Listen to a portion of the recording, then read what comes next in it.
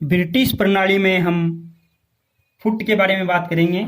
Foot यानी ये जो प्रणाली है, वो जो मैं बात कर रहा हूँ वो ब्रिटिश प्रणाली है। ब्रिटिश प्रणाली जिसमें क्या होता है, FET सॉरी फुट, पौंड और ये टेम्परेचर जो है। हम यहाँ पे 1 फुट की बात करते हैं कि ब्रिटिश प्रणाली में 1 फुट बराबर क्या होता है, 1 फुट। तो 1 फुट बराबर होता है 12 इंच। 12 इंच से 1 फुट बनता है। 12 इंच से क्या बनता है, 1 फुट। और 1 गज, 1 गज, गज को क्या बोलते हैं गाइज, यार्ड। क्या बोलते हैं, गज को यार्ड भी बोलते हैं, यार्ड। 1 गज या 1 यार्ड बराबर कितना होता है, 3 फुट। यानी 3 फुट का 1 गज बनता है। 1 गज जमीन के अंदर कितना आता है।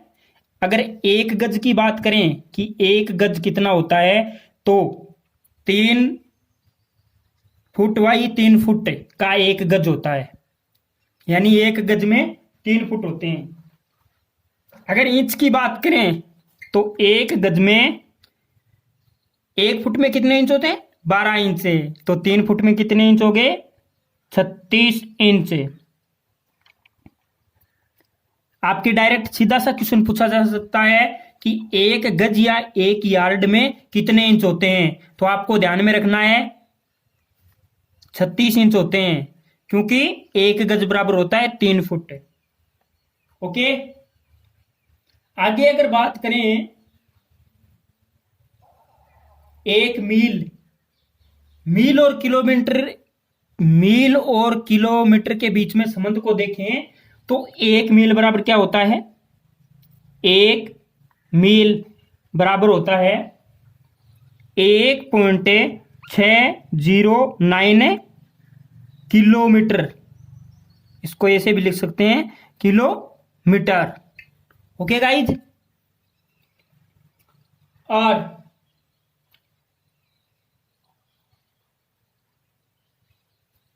अगर 1 mm में कितने इंच होते हैं, 1 mm में इंच का कौन सा हिस्सा होता है वो देखते हैं। तो 1 mm बराबर 0.03937 इंच 1 mm बराबर होता है। आपको पता है कि 10 mm बराबर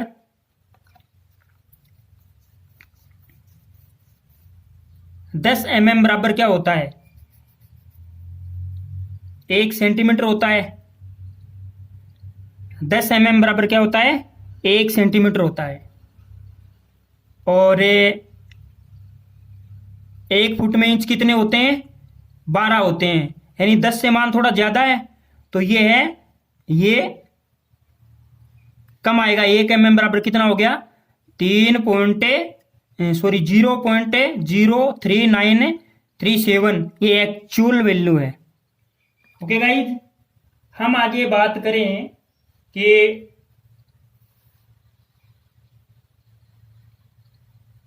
एक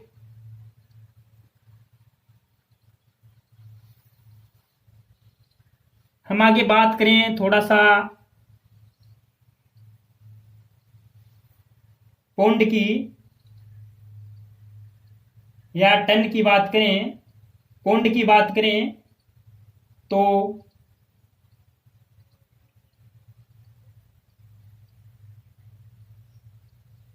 हम पौंड की बात करें तो 1 पौंड बराबर कितना होता है, 1 पौंड, 1 पौंड बराबर होता है औंस, 16 औंस होता है, 16 औंस। ये गाइज एक्चुअल वैल्यू है, आपको याद रखनी पड़ेगी। और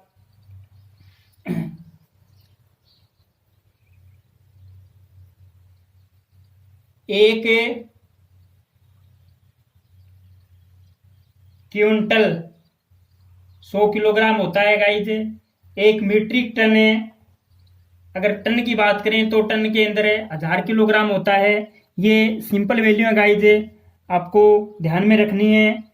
हमें एक विशेष तौर पे देखें तो हमारे इलेक्ट्रिसिटी के अंदर ही होता है ये वैल्यू, जो हम क्या बोलते हैं, HP बोलते हैं।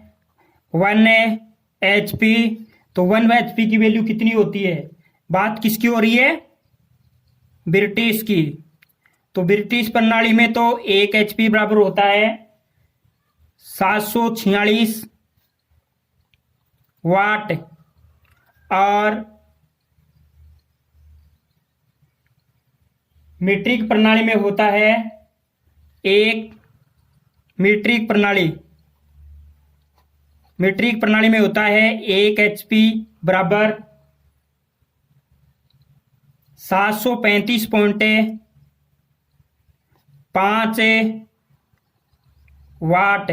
735.5 वाट।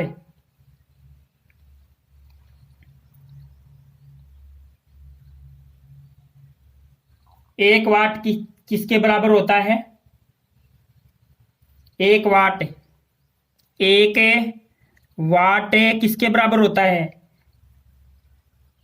1 न्यूटन मीटर, 1 न्यूटन मीटर पर सेकेंड, 1 न्यूटन मीटर पर सेकेंड के बराबर होता है 1 वाट।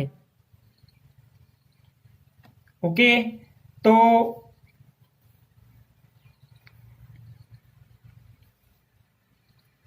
किलोमीटर प्रति घंटा को मान लो क्या है, 1 किलोमीटर प्रति घंटा, इसको हमें बदलना है सेकंड में, मिनट प्रति सेकंड में बदलना है, सॉरी मीटर प्रति सेकंड में बदलना है। तो 5/18 से गुणा करेंगे। 5/18 मीटर पर सेकंड के बराबर होता है, पर सेकंड के बराबर होता है। ओके गाइस, और 1 मीटर पर सेकंड को, 1 मीटर पर सेकंड को, 1 मीटर पर सेकंड को हमें किलोमीटर प्रति घंटा में चेंज करना है। तो 18/5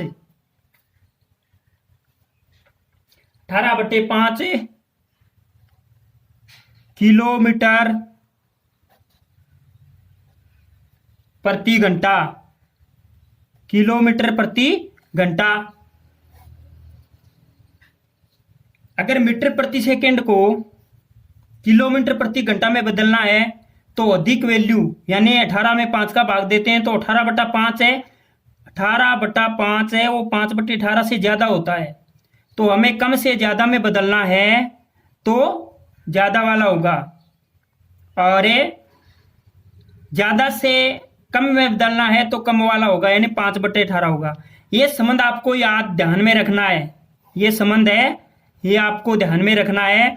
5/18 और 18/5 किलोमीटर प्रति घंटा को अगर मीटर पर सेकंड में बदलते हैं तो 5/18 से गुणा करते हैं, और मीटर प्रति सेकंड को किलोमीटर प्रति घंटा में बदलते हैं तो 18/5 से गुणा करते हैं। गाइस, ये संबंध आपको ध्यान में रखना है। एक विशेष और आपके फॉर्मूला आता है एक, वो मैं आपको बताता हूं, और उसके बीच में आपको संबंध देखना है। तो मैं यहाँ पे एक संबंध प्रदर्शित कर रहा हूं, संबंध आपको याद रखने हैं। मान लो क्या होता है, तापमान का मात्रक होता है, अलग अलग जगह अलग अलग तरह से काम में लेते हैं। तो तापमान का मात्रक मान लो मैंने यहाँ पे एक हैज या स्टार लगा दिया, इसमें मैंने लिखा सेंटीग्रेड। सेंटीग्रेड सेंटीग्रेड सेंटीग्रेड नहीं होता, ये सेंटीग्रेड होता है। सेंटीग्रेड, फारेनहाइट, फारेनहाइट और व्यूमर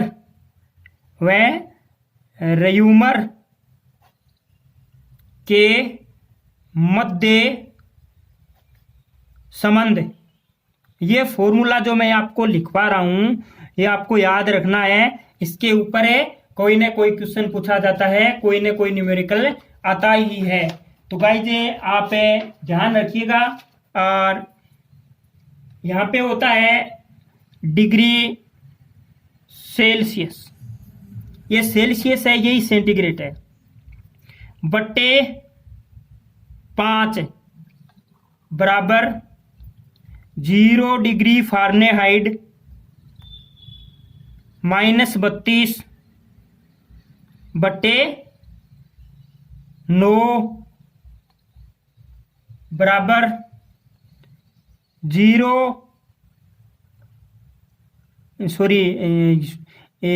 डिग्री र्यूमर है ये R बट्टे 4। तो ये सेंटीग्रेड, फारेनहाइट और र्यूमर के मध्य संबंध है।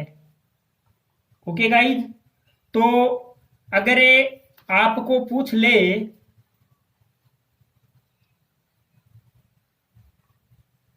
मान लो कोई क्वेश्चन आ भी जाए तो ये संबंध इस प्रकार से तीनों के बीच में होता है। ये फॉर्मूला आपको याद रखना है। और बराबर केल्विन भी होता है। तो लेकिन अभी इसमें क्या दे रखा है, इन तीनों के बीच में हमें संबंध याद रखना है। ओके गाइज, तो आपको ये चीजें ध्यान में रखनी है। और अगर ये पूछा जाए कि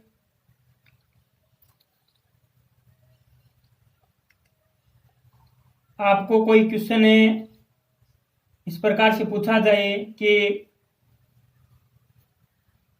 फारेनहाइट को सेंटीग्रेड में परिवर्तित कीजिए, या र्यूमर तापमान है तो उसको फारेनहाइट में चेंज कीजिए, तो आप इस फॉर्मूले की सहायता से चेंज कर सकते हैं। इसके मान को एक तापमान से दूसरे टेम्परेचर में बदल के दिखा सकते हैं। यानी इसकी जो इकाई है वो कुछ अलग हो जाएगी, मान इकाई के अनुसार मान है वो अलग हो जाएगा। ओके गाइज, तो अगर यहाँ पे बात करें हमें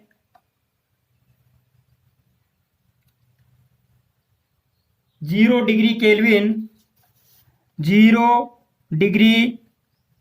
केल्विन बराबर क्या होता है, तो जो सेंटीग्रेड है सेल्सियस प्लस 273 डिग्री होता है। ये जो वैल्यू है गाइज ये आपको याद रखनी पड़ेंगी। इस प्रकार से आप प्रैक्टिस कीजिएगा, एक दूसरे में मान को परिवर्तित कीजिएगा, तो आपको ये वैल्यू आने लग जाएगी। ओके गाइज, तो हमारे इस प्रकार के क्वेश्चन है या इस प्रकार के फॉर्मूले के ऊपर क्वेश्चन पूछे जाते हैं तो वो आते हैं। इसमें आगे वाला हम एक क्वेश्चन भी कर लेते हैं कि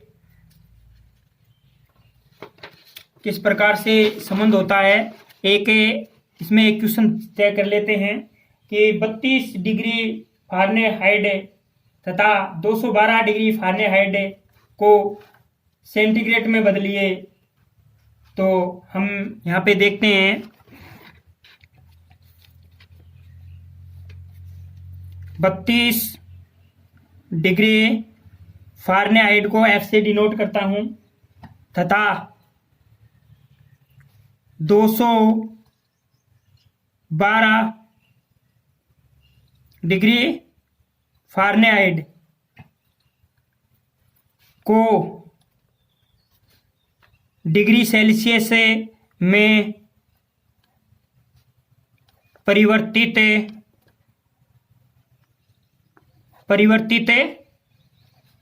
कीजिए। तो गाइज वो किस प्रकार से हो जाएगा परिवर्तित है कि 32 डिग्री, ये देख लो ऊपर वाली वैल्यू क्या है, बराबर है। तो यानी 32 डिग्री फ़ारेनहाइट है, वो किसके बराबर होता है? 32 डिग्री फ़ारेनहाइट बराबर होता है 0 डिग्री सेल्सियस से। और अगर बात आती है 212 डिग्री फ़ारेनहाइट,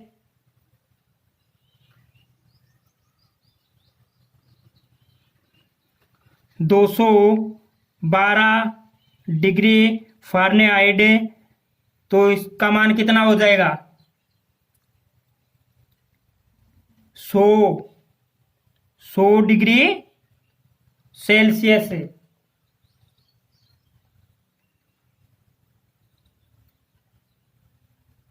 32 डिग्री फ़ारेनहाइट का मान हो जाएगा 0 डिग्री सेल्सियस से, और 212 का मान हो जाएगा यानी 100 डिग्री सेल्सियस से।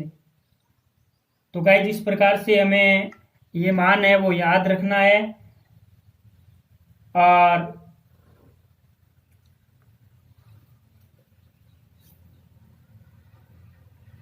हमें इस प्रकार के मानों के आधार पे क्वेश्चन को सोल्व करना है।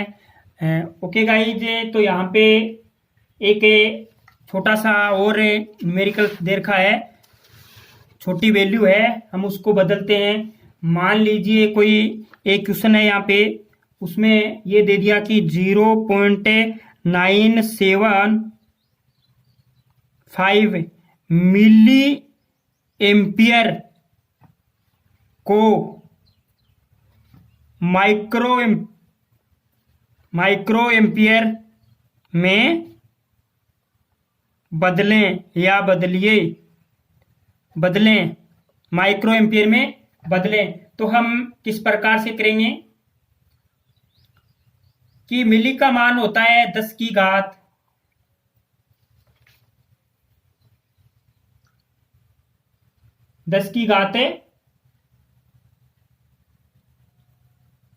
-3 होता है। तो हम यहाँ पे ये लिख सकते हैं 0.975 बराबर है, माइक्रो में बदलना है। तो माइक्रो का मतलब होता है 10 की घात -6। तो हमें इसको ऐसे बदल सकते हैं कि 0.975 इंटू 10 की घात 3, 10 की घात 3, और वो भी क्या लिखेंगे? Micro ampere. सीधी सी बात है, ये जो मिली का मान है ये मैंने यहाँ पे लिख दिया 10 की घात 3, और ये भी है। तो इस 3 से ये 3 कट हो जाएगा, ये जो 3 के आगे जो पॉइंट लगा हुआ है वो हट जाएगा। मिली का तो अब मान लो माइक्रो में क्या होता है 10 की घात 6, और इसका क्या होता है 10 की घात -3। तो माइक्रो का होता है 10 की घात -6, और मिली का होता है 10 की घात -3। तो इस मिली से तो ये कट गया इधर, और फिर 10 की घात -3 बचा। तो क्या उससे 10 की घात -3 से ये 3 के आगे से 0 हट जाएगा, तो वैल्यू क्या आएगी? 975 अरे माइक्रो एम्पियर, ये हमारा आंसर होगा। सीधी सी बात यह है कि गाइज यहाँ पे मिली के लिए 10 की घात -3 हट गई, और फिर जो 3 बची वो 1 2 3 10 की घात है वो उठ जाएगी। तो ये 3 शून्य उठ गई, तो एक्चुअल वैल्यू क्या है 975 है माइक्रो एम्पियर। तो ये 0.095 पे मिली एम्पियर को हमने माइक्रो एम्पियर में चेंज कर दिया। इस प्रकार के क्वेश्चन आपके पूछे जाते हैं। ओके गाइज, तो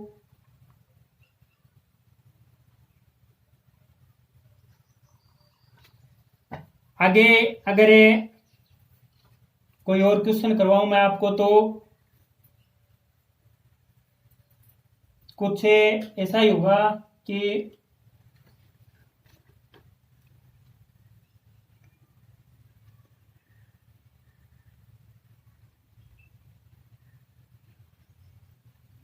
एक क्वेश्चन और कर लेते हैं गाइज कि 0.005 माइक्रो फेरेड को पिको फेरेड में बदलिए, पिको फेरेड में बदलिए। तो 0.005 माइक्रो फेरेड, ये माइक्रो की है, माइक्रो का सिंबल है, माइक्रो फेरेड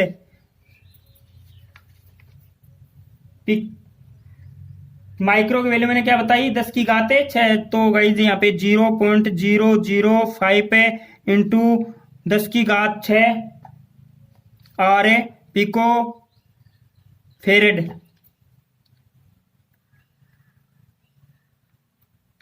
तो वही है, पिको का मान होता है 10 की घात 9। तो 6 तो ये कट गई, 3 एक कट जाएंगी, तो बचेगा यहाँ पे 1 2 3 यानी 5 यहाँ पे आ जाएगा 5000 पिको फेरेड।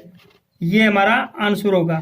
गाइस इस प्रकार के छोटे छोटे क्वेश्चंस आपको पूछे जाते हैं, तो आप प्रैक्टिस कीजिएगा और अच्छी तैयारी कीजिएगा।